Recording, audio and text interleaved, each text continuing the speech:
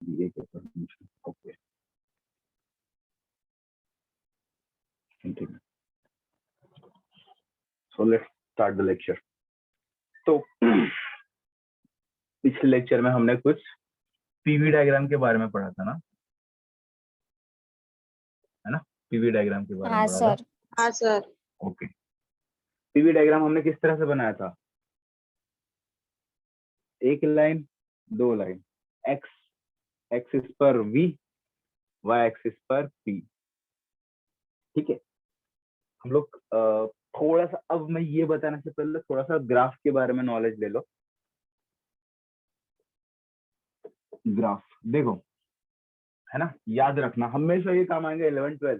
ठीक है, इससे आपके ग्राफ के सारे क्वेरीज सॉल्व हो जाएंगे। कुछ कुछ देखो, हर बार क्या होता है, अगर मैं ग्राफ बनाता हूँ, ठीक है, कोई भी ग्राफ बनाता हूँ, फॉर एग्जाम्पल अगर ये है एक्स, यहाँ पे एक्स लिखता हूँ, कुछ भी लिख सकता हूँ, कोई भी दो वेरिएबल अलग अलग लिख सकता हूँ ग्राफ पर, है ना। यहाँ पे मैं एक्स लिखता हूँ, यहाँ लिखता हुआ है, मैंने रैंडमली कुछ तो बना दिया, ये हो गया लाइन।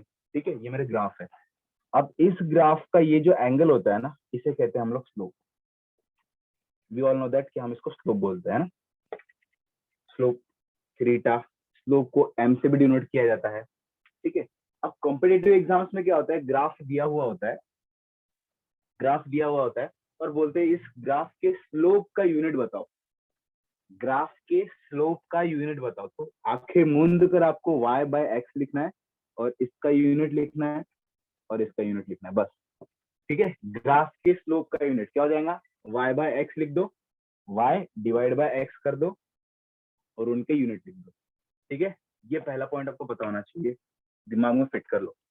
दूसरा पॉइंट समझो, जो multiplication of y and x, y यहाँ पर जो भी क्वांटिटी होंगी ये मल्टीप्लाइड बाय ये अगर मैं करता हूं तो मुझको मिलता है एरिया।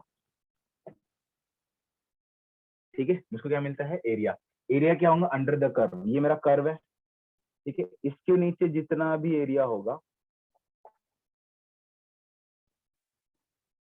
ये मुझको मिल जाएगा इन दोनों के मल्टीप्लीकेशन से, राइट। तो ये बहुत अच्छे काम की बात है। थोड़ा सा आपको समझने के लिए एक एग्जांपल देता हूँ, देखो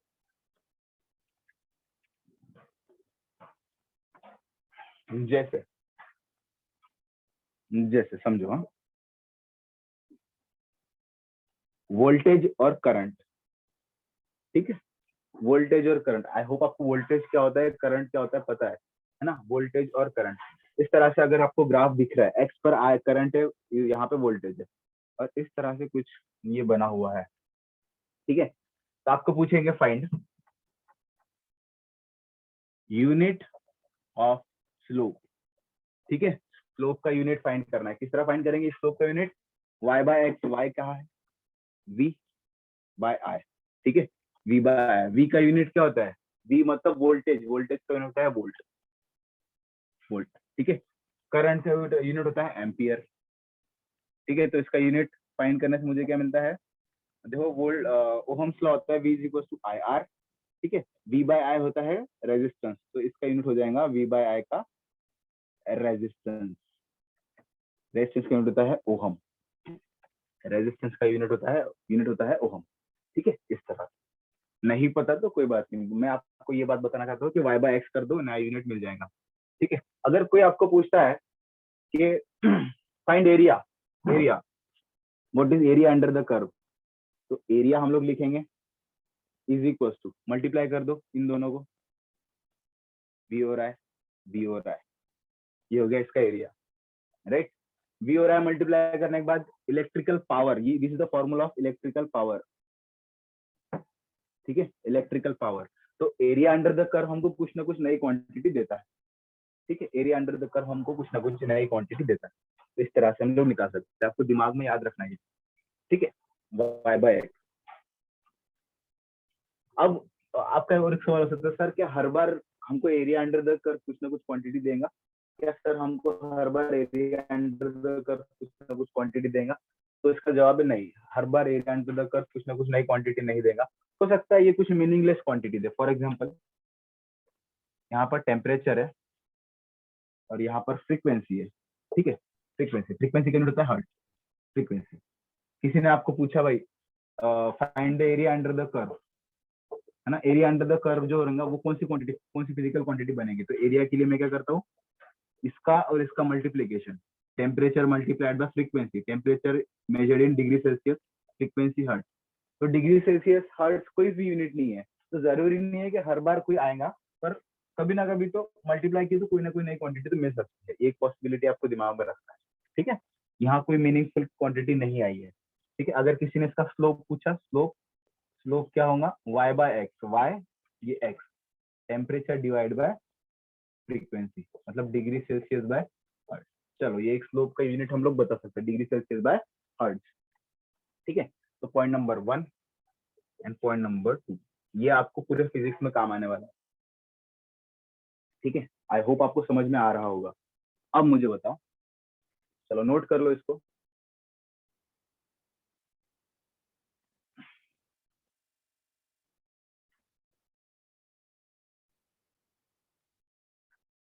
ठीक है, नोट कर लिया होगा। हम लोग आगे बढ़ते, चलो आप बताओ।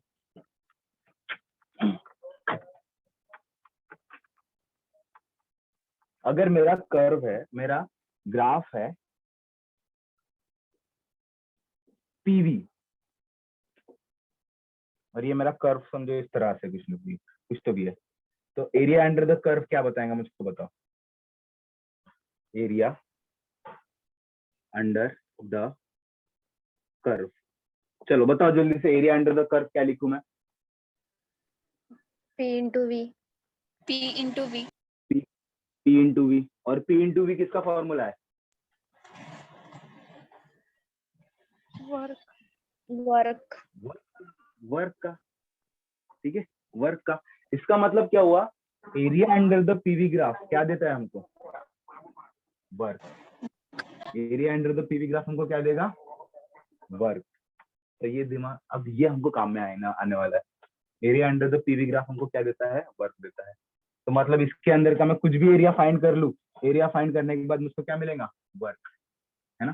फॉर एग्जाम्पल समझो अभी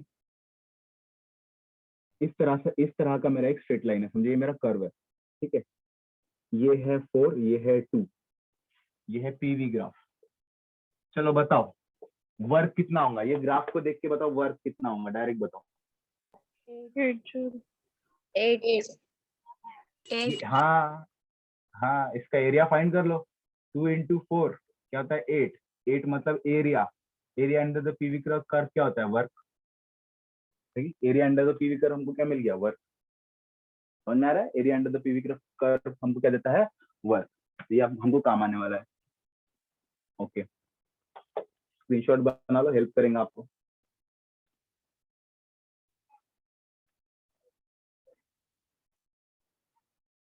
ओके, स्लोप के बारे में पता है ना आपको, स्लोप कैसे निकालते हैं। जैसे ये होता है थीटा, ठीक है, थीटा होता है, ये पॉइंट भी पता होता है हमको, ये पॉइंट पता होता है, हम इसको वाई बोलेंगे। ये पॉइंट हमको पता है, ये हमको पता है, ये हम इसको बोलेंगे एक्स, ठीक है। तो tan थीटा कैसे निकालते हैं, opposite side upon adjacent side. Opposite side हो गया y, एडजेसेंट साइड हो गया x, है ना, y बाय एक्स। और ये tan थीटा को ही हम लोग स्लोप कहते हैं, tan थीटा को ही हम लोग स्लोप कहते हैं। तो स्लोप को हम लोग m से भी डिनोट करते हैं, तो m is equal to y by X, therefore y is equal to mx। This is the equation of straight line, this is the equation of straight line, है ना। Equation of straight line, generally equation of straight line क्या होती है, y is equal to mx plus c। ये जो c होता है ना, इसको इंटरसेप्ट कहा जाता है। इंटरसेप्ट, इंटरसेप्ट का मतलब कहाँ है, वो कहाँ टच कर रहा है। समझो यहाँ पे टच करके स्ट्रेट लाइन जा रही है, तो इतना डिस्टेंस हो गया मेरा c, इस तरह, है ना। समझो यहाँ टच करके जा रही है, इस एक्सिस पे इस तरह से टच करके जा रही है, तो इतना डिस्टेंस मेरा हो गया c। तो y is equal to mx plus c, इस तरह का इक्वेशन बनता है, ठीक है। ओके, चलो अब हम लोग हमारे ओरिजिनल टॉपिक पर आते हैं।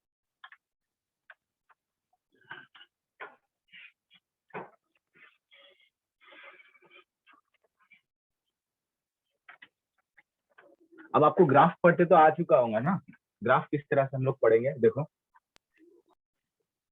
ये है मेरा पीवी ग्राफ, ठीक है।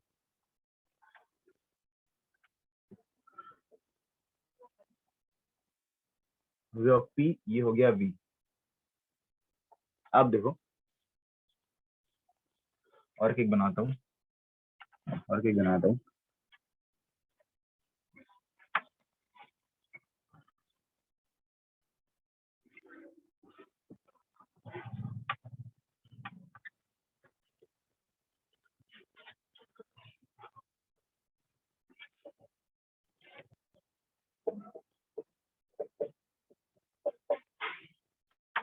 ये है मेरा स्टेट नंबर 1, ये है मेरा स्टेट नंबर 2। मेरा गया इस तरह, ठीक है। ये है मेरा स्टेट नंबर 1, ये है मेरा स्टेट नंबर 2, ठीक है। स्टेट नंबर 1 ये है, स्टेट नंबर 2 ये है। स्टेट नंबर 1 ये है, स्टेट नंबर 2 ये है। स्टेट नंबर 1 ये है, स्टेट नंबर 2 ये है। चलो जल्दी जल्दी बताओ। हाँ बताओ, इस ग्राफ की स्टडी करो और बताओ मुझे वॉल्यूम इंक्रीज हो रहा है या डिक्रीज हो रहा है। यहाँ पर देखो Increase. एरो ऐसे होना चाहिए। Decrease. नहीं एरो देखो 1 to 2 जा रहा है। अभी increase. डिक्रीज। हाँ हाँ हाँ, नहीं एरो देखो रे, एरो देखो, मैंने गलती से ऊपर लिख दिया था 1 to 2, ये तो देख सकते हो। अच्छा मैं इस तरह से पूछता हूँ, देखो फ्रॉम स्टेट 1 to 2, अब तो समझ जाएंगे वॉल्यूम क्या हो रहा है, Increase. इंक्रीज है ना। आप लोगों ने बोला Increase. प्रेशर क्या हो रहा है, डिक्रीज। Decrease. Decrease. अब देखो नीचे नीचे नीचे नीचे जा रहा है, मतलब डिक्रीज हो रहा है, राइट, डिक्रीज हो रहा है। अब यहाँ देखकर बताओ from volume decrease. Volume decrease. Volume decrease. Volume? Pressure. Volume decrease. Pressure increase. Decrease. चलो यहाँ बताओ Volume increase. Pressure is constant. Volume increase. Pressure constant. Volume increase, Pressure constant. बहुत अच्छा। अब बताओ यहाँ पर Volume decrease. Volume decrease. Volume Pressure decrease. constant. Pressure constant.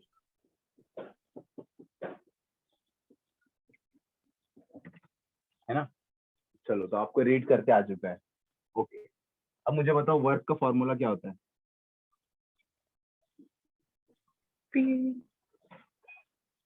P into DV, pressure into change in volume, right, है ना। इसके दो वेरिएंट थे, दो अलग अलग फॉर्मूले से, याद करो मैं आपको बताता हूँ। एक था integration of P into DV, और ये एक था P into V F minus V I, है ना। ये वाला फॉर्मूला कब इस्तेमाल किए थे हमने, जब हमारा प्रेशर कांस्टेंट था, याद करो, है ना। प्रेशर कांस्टेंट हमने क्या किए थे, इंटीग्रेशन, हमें समझो ये प्रेशर कांस्टेंट होता है ना, इंटीग्रेशन के बाहर आ जाता है, तो इंटीग्रेशन अप्लाई किस पर हुआ, डीवी पर, है ना, डीवी पर इंटीग्रेशन अप्लाई हुआ था। और हमने लिमिट कहाँ से कहाँ लिखे थे, फ्रॉम इनिशियल टू फाइनल, हमने डेरिवेशन है बिल्कुल, ठीक है। जब प्रेशर कांस्टेंट था तो हमारा ये एक फॉर्मूला आया था, जब प्रेशर कांस्टेंट नहीं था तो ये वाला फॉर्मूला आया। ये अब मुझको बताओ area under the PV curve क्या होता है। Area under the PV curve होता है वर्क, तो मतलब इस कर्व के अंडर जितना भी एरिया आएगा वो हमको क्या देने वाला है, Work. वर्क। वर्क। आप में से किसी का माइक ऑन है, आंचल आपका माइक ऑन है, ओके, ठीक है। अब ये कर्व के एरिया, ये कर्व के अंडर का एरिया हमको क्या देने वाला है, वर्क। ये कर्व के अंडर का एरिया हमको क्या देने वाला है, वर्क। ये कर्व के अंदर का एरिया हमको क्या देने वाला है, वर्क। चलो ये तो क्लियर है। क्या आप ये कर्व देखकर बता पाओगे क्या ये हमको पॉजिटिव वर्क देगा या नेगेटिव वर्क देगा, ये हमको पॉजिटिव वर्क देगा या नेगेटिव वर्क देगा, क्या ये ग्राफ हमको पॉजिटिव वर्क देगा या नेगेटिव देगा, यहाँ वर्क पॉजिटिव होगा या नेगेटिव होगा। चलो थोड़ा सा गेस करने की कोशिश करो। यहाँ पर वर्क का फॉर्मूला लिख लो ना, वर्क का फॉर्मूला क्या होता है। अब देखो अगर ये केस में तो पक्का, देखो ये केस में, अब मैं इसको थोड़ा सा मैं और स्पेसिफाई करने की कोशिश करता हूँ। ये केस में देखो प्रेशर कांस्टेंट है, ठीक है, ये केस में देखो, ये केस में प्रेशर वेरिंग है, राइट, ठीक है, प्रेशर कांस्टेंट है, यहाँ पे प्रेशर वेरिंग है, यहाँ पे प्रेशर कांस्टेंट है, ठीक है। जब प्रेशर कांस्टेंट होता है तो हम लोग ये वाला फॉर्मूला यूज करते हैं, जब प्रेशर वेरिंग होता है तो हम लोग ये वाला फॉर्मूला यूज करते हैं। अब देखो, और केस, ये वाला केस नंबर 1 इसकी बात कर रहा हूं मैं। केस नंबर 1 के लिए मुझको बताओ अभी, यहाँ पर वर्क, चलो वर्क का फॉर्मूला भी लिख देता हूँ, P इंटू dV। बताओ यहाँ पर वर्क मेरा पॉजिटिव होगा या नेगेटिव होगा? यहाँ पर वर्क मेरा पॉजिटिव होगा या नेगेटिव होगा? Positive. Why positive? Why positive? Final volume initial से ज्यादा है इसलिए। बहुत अच्छे, बहुत अच्छे। देखो VF is greater then VI, ठीक है, VF is greater then VI, है ना। समझो ये वाले फॉर्मूले में अगर मैं पुट करता हूँ VF माइनस VI, ये वाला फॉर्मूला, ठीक है। अगर मैं बोलता हूँ आपका VF जो है 4 है और VI जो है 2 है, तो मुझको क्या मिल जाएगा? P इंटू 4 माइनस 2 मतलब 2P, है ना, पॉजिटिव 2P। अगर मैं रिवर्स लिखता हूँ तो VF is less than VI लिखता हूँ तो यहाँ पे 2 लिखता हूँ, यहाँ पे 4 लिखता हूँ, तो 2 माइनस 4 क्या हो गया? -2, तो नेगेटिव P मतलब नेगेटिव वर्क। इसका मतलब मैं अगर वॉल्यूम को देखूं, volume, final volume is greater than initial volume, then I can say that work is positive, ठीक है। और फिजिक्स में वर्क पॉजिटिव होने का मतलब ये होता है work done by system, done by system. और वर्क डन बाय सिस्टम जब होता है तो उसको हम लोग एक्सपेंशन प्रोसेस बोलते हैं, है ना। एक्सपेंशन प्रोसेस, देखो हमने जब एक्सपेंशन प्रोसेस के बारे में बताया तो वॉल्यूम बढ़ रहा था, हमारा पॉजिटिव वर्क हो रहा है ना, तो यहाँ पर जो हमारा सिस्टम होगा यहाँ पे एक्सपेंशन होने वाला है। तो ये क्या हो गया? एक्सपेंशन। यहाँ पर टेम्परेचर, हमने याद करो टेम्परेचर हमारा जब कांस्टेंट था तो इस तरह का ग्राफ मिला था, यहाँ पे टेम्परेचर क्या है? कांस्टेंट, ठीक है। कांस्टेंट टेम्परेचर को हम लोग बोलते हैं आइसोथर्मल, आइसोथर्मल। तो ये हो गया आइसोथर्मल एक्सपेंशन प्रोसेस, और आइसोथर्मल एक्सपेंशन प्रोसेस में हमारा वर्क क्या होता है? पॉजिटिव, ठीक है, यहाँ पे हमारा वर्क पॉजिटिव। चलो अब बताओ यहाँ पर वर्क हमारा क्या होने वाला है? वर्क डन का फॉर्मूला हम लोग ये वाला लिखेंगे, integration of P into dV, right, okay. यहाँ पे मेरा वर्क डन पॉजिटिव या नेगेटिव?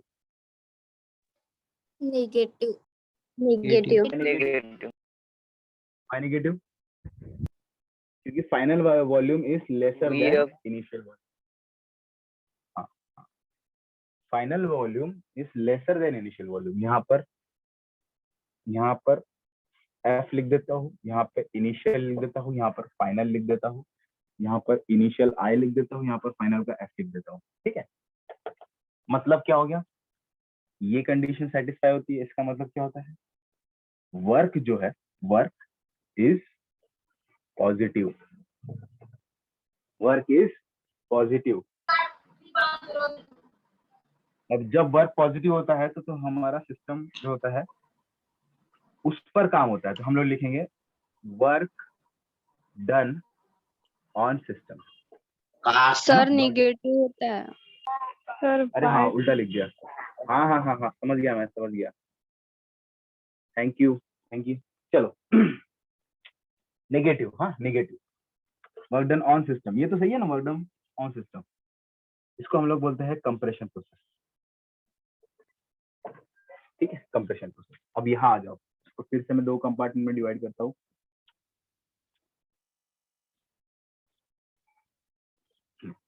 यहाँ पर वर्क डन का कौन सा फॉर्मूला लगेगा? Work done is equal to P into VF minus VI, ठीक है। अब बताओ यहाँ पर work done positive negative? Positive. Positive.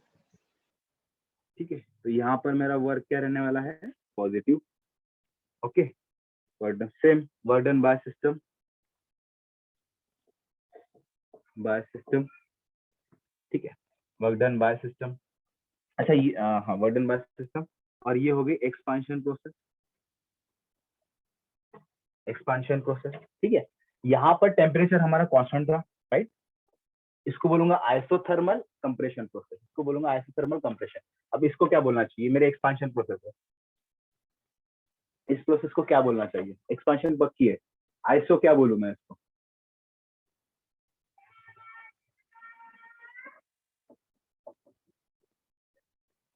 Pressure मतलब isobaric, isobaric isobaric expansion process. Very good, isobaric expansion process. अब यहाँ बात करते हैं हम लोग फोर्थ वाले पर। चलो, work done positive negative, work done का फॉर्मूला क्या लिखेंगे, P into VF minus VI। Work done positive negative, negative, negative, negative का मतलब work done on system, work done on system का मतलब होता है कंप्रेशन, ठीक है। अब इस प्रोसेस को हम लोग क्या बोलेंगे, प्रेशर कांस्टेंट है, isobaric compression, isobaric compression process. चलो, ये सब समझ गए। अब आपका क्वेश्चन क्या आता है, क्वेश्चन ये आता है कि explain positive and negative work, explain positive and negative work with the help of PV diagram, explain positive and negative work with the help of PV diagram. तो हम लोग किस तरह से लिखेंगे, there are two kind of work. सबसे पहला at varying pressure, pressure जब वेरी हो रहा है तब। Second is at constant pressure, ठीक है। जब हमारा प्रेशर वेरी करेगा तो हमारे ग्राफ इस तरह से बनेंगे, देखो। जब हमारा प्रेशर कांस्टेंट रहेगा तो हमारा ग्राफ इस तरह से बनेंगे, ठीक है। जब हमारा प्रेशर वेरी करेगा तो इस तरह से बनेंगे, जब हमारा प्रेशर कांस्टेंट रहेगा तो इस तरह से बनेंगे। अब सबसे पहले जब वेरी करेगा तो उसके अंदर positive work done negative work done किस तरह से होता है वो बताएंगे। अगर एरो इस तरह बाहर जा रहा है तो हम बोलेंगे पॉजिटिव है, अगर एरो अंदर आ रहा है तो हम बोलेंगे नेगेटिव है। अगर एरो बाहर जा रहा है इस केस में तो पॉजिटिव, अंदर आ रहा है तो नेगेटिव, ठीक है। इस तरह से लॉजिक आपको सारा समझ चुका होगा। तो इस तरह का ये one of the important question है, वर्क डन के बारे में पूछते हैं, वर्क डन पॉजिटिव नेगेटिव कब होता है, ठीक है।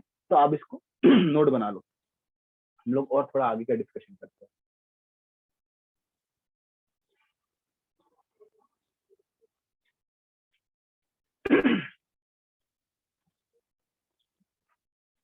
हो हो गया गया, सर।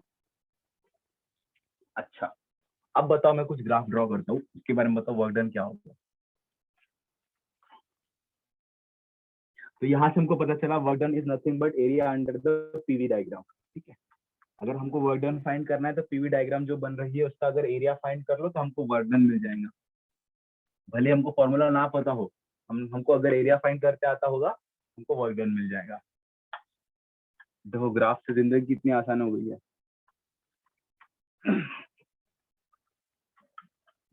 चलो, अब मैं आपको पूछता हूँ, एक पीवी डायग्राम बनाया मैंने,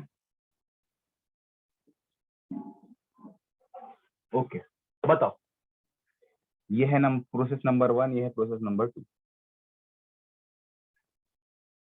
process number 1, sorry, state number 1, this is state number 1, this is state number 2। Arrow ले लो, बताओ अभी यहाँ पर वर्क डन कितना होगा,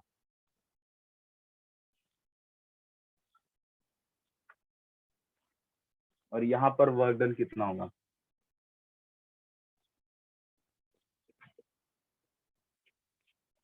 बोलो।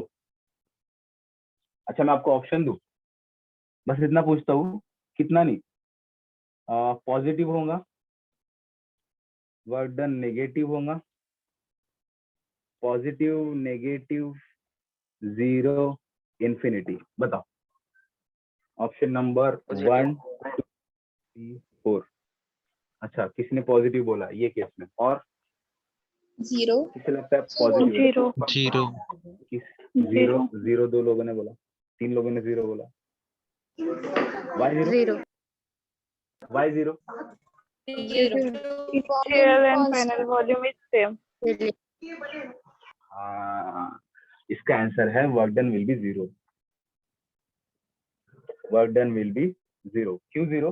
क्योंकि वॉल्यूम चेंज हो रहा है क्या, वॉल्यूम चेंज हो रहा है क्या, हमारा वॉल्यूम जो है वही वॉल्यूम है ना। पीडीवी वाला फॉर्मूला देखो, P इंटू डीवी, है ना। डीवी क्या होता है, वी एफ माइनस वी आई। यहाँ पे वी एफ और वी आई सेम है, we F minus V F कर दो तो हमका आंसर क्या आता है, 0। P इंटू 0 क्या होता है, 0। वर्क डन क्या हो गया, 0। सिमिलरली फॉर दिस केस, यहाँ पे भी प्रेशर, यहाँ पे भी वॉल्यूम कांस्टेंट होने की वजह से V F is equal to V I हो जाएगा और वर्क डन हमारा हो जाएगा 0। ठीक है, आपको ये पता होना चाहिए। एरिया अंडर द कर्व के बारे में भी सोचो ना, ये तो हो गया। अगर मैं इस लाइन के, इस कर्व के अंदर, अंडर अंडर अंडर नहीं तो कोई ऐसे बाहर निकाल लेंगे, अंडर, अगर इस कर्व के अंडर में निकालना चाहता हूँ तो एरिया कुछ मिल रहा है क्या, नहीं, मुझे सिर्फ एक पॉइंट मिल रहा है। देखो इस कर्व के अंडर अगर मैं कुछ एरिया निकालना चाहता हूँ, इस कर्व के अंडर अगर मैं कुछ एरिया निकालना चाहता हूँ, मुझे कुछ मिल रहा है, नहीं, सिर्फ एक पॉइंट मिल रहा है। तो मुझे यहाँ पे एरिया निकालना मुश्किल हो गया, इसका मतलब यहाँ पे वर्क डन 0, यहाँ पे भी वर्क डन 0। इस तरह से भी हम लोग सोच सकते हैं। ठीक है, तो ये हो गया। अब इस प्रोसेस को हम लोग क्या बोलेंगे, चलो बताओ। वॉल्यूम क्या है यहाँ पर, कांस्टेंट। ठीक है, और वॉल्यूम जब सेम होता है तो हम कहते हैं आइसोकोरिक, आइसोकोरिक। ठीक है, आइसोकोरिक। तो ये हो गया आइसोकोरिक प्रोसेस। अब मुझको बताओ प्रेशर क्या हो रहा है, यहाँ प्रेशर इंक्रीज हो रहा है, डिक्रीज हो रहा है, डिक्रीज। हाँ, तो इसको हम लोग बोलेंगे। अब प्रेशर डिक्रीज होने का मतलब क्या होता है, कंप्रेशन होता है क्या एक्सपांशन होता है, सोचो थोड़ा सा। कंप्रेशन होता है तो प्रेशर डिक्रीज होता है क्या डिक्रीज होता है, एक्सपेंशन। हम लोग एक्सपेंशन। हाँ, तो हम लोग इसको क्या बोले। अब मुझको बताओ जब वॉल्यूम कांस्टेंट होता है तो क्या वो एक्सपांड करेगा, एक्सपांशन का मतलब क्या होता है, वॉल्यूम चेंज करना। तो हम लोग इसको अब, हाँ हाँ हाँ, पर इसको हम लोग इस तरह से बोलेंगे, कांस्टेंट वॉल्यूम डिक्रीजिंग प्रेशर का, कांस्टेंट वॉल्यूम डिक्रीजिंग प्रेशर, इसको बोलेंगे कांस्टेंट वॉल्यूम इंक्रीजिंग प्रेशर। यहाँ पे कंप्रेशन एक्सपांशन मत बोल देना, है ना। थोड़ा सा लॉजिक लगाना, हमारा जो सिस्टम है, हमको अपने दिमाग में सिस्टम कौन सा, ये वाला सिस्टम होना चाहिए बार बार। ठीक है, कांस्टेंट है ना ये चीज, यहाँ पे ना एक्सपांड हो रहा है ना कंप्रेस हो रहा है ना। अब एक्सपांड, और जब एक्सपांड और कंप्रेशन की मैं बात कब करता हूँ, जब मैं वर्क करता हूँ तब ना, जब मैंने वर्क किया, यहाँ से काम किया तो ही कंप्रेस होगा, या फिर इसने बाहर काम किया तो ही एक्सपांड होगा। अब यहाँ पे काम हो ही नहीं रहा है, यहाँ पे वर्क डन 0, इसलिए एक्सपांशन और कंप्रेशन यहाँ नहीं बोलना है। ठीक है, ओके, चलो इसको नोट डाउन कर लो।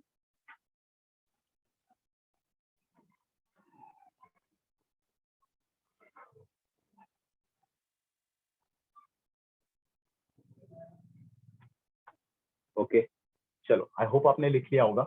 अब ये होने के बाद हम लोग आगे बढ़ते हैं प्रोसेस पर।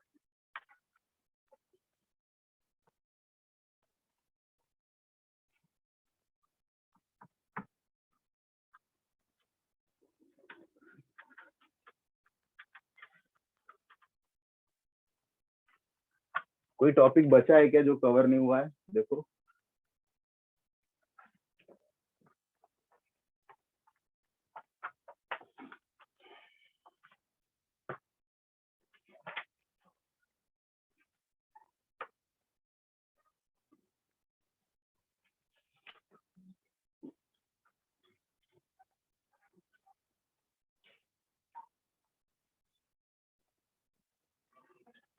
चलो एक क्वेश्चन समझा देता हूँ। क्वेश्चन ये वाला है, क्वेश्चन नंबर 47। ठीक है, थियोरेटिकल क्वेश्चन है। इसमें पूछा है explain how can a gas be expanded at constant temperature, constant temperature। सवाल ये पूछा है कि कांस्टेंट टेम्परेचर पर हम लोग गैस को एक्सपांड कैसे कर सकते हैं। जब हमारा थ्रू आउट टेम्परेचर कांस्टेंट रहेगा तो हम लोग गैस को एक्सपांड किस तरह कर सकते हैं, ये प्रोसेस के बारे में एक्सप्लेन करो। ये मैंने आपको ऑलरेडी एक्सप्लेन करके रखा है। किस तरह एक्सप्लेन किया था मैंने, एक इस तरह से एक सिस्टम बनाया था, याद करो, एक पिस्टन बनाया था, सिलेंडर बनाया था, इसको मैंने, अब यहाँ पे मेरा हीट एब्जॉर्बर रख दिया था मैंने, राइट। अब यहाँ में कंप्रेस करता हूँ, टेम्परेचर बढ़ता है, फॉर एग्जांपल मैं 20 डिग्री सेल्सियस था, मैं कंप्रेस करता था, टेम्परेचर बढ़ता था, 21 डिग्री सेल्सियस होगा। तो इसका मतलब 21 डिग्री सेल्सियस होने का मतलब क्या हुआ, हीट बढ़ गई, हीट जितनी बढ़ती है ये एब्जॉर्ब कर लेता है, मतलब जब भी मैं कंप्रेस करूंगा तब ये एब्जॉर्ब कर लेगा, इसलिए मेरा थ्रू आउट प्रोसेस में टेम्परेचर कांस्टेंट रहेगा। लेकिन टेक्स्ट बुक में इसका थोड़ा उल्टा बताया, मैंने जो बताया उसका थोड़ा उल्टा। यहाँ पर क्या हो गया, हीट दूंगा मैं, देखो अभी मैं क्या करूंगा, हीट दूंगा मैं, इनपुट में हीट प्रोवाइड करूंगा, ठीक है, प्रोवाइड करूंगा, फिर भी मेरा टेम्परेचर देखो कांस्टेंट रहेगा। देखो कैसे, मैं क्या करता हूँ, सिस्टम बनाता हूँ जैसे इन्होंने बनाया, इस तरह का कुछ सिस्टम बनाया है इन्होंने,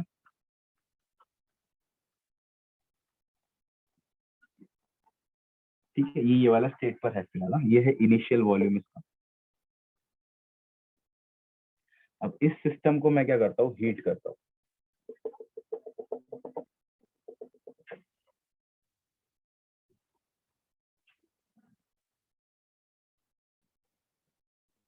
ये है बर्नर।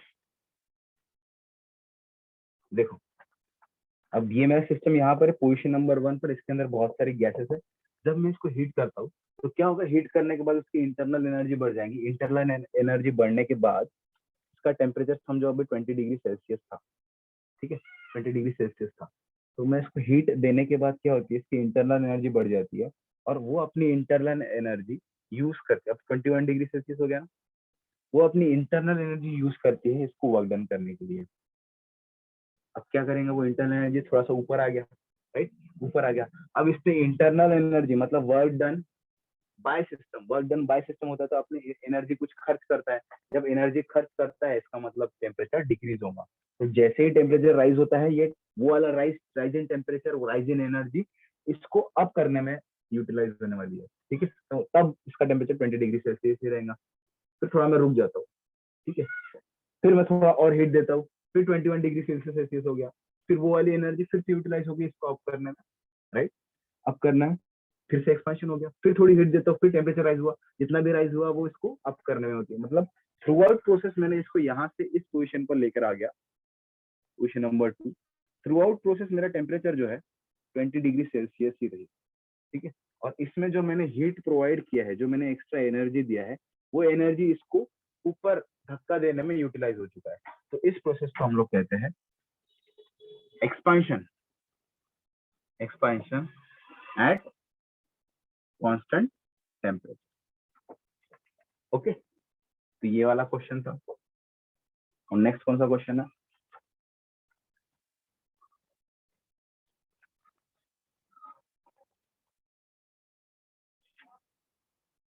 चलो बस टाइम कितना बचा है, तो आज के लिए इतना काफी है, 4 ठीक है, मिनट। आज के लिए इतना काफी, ओके, आज के लिए इतना काफी है, आप इतना रिवाइज करो आज, ठीक है, बाकी का कल देखते हैं, ठीक है, ओके, चलो बाय ऑल ऑफ यू।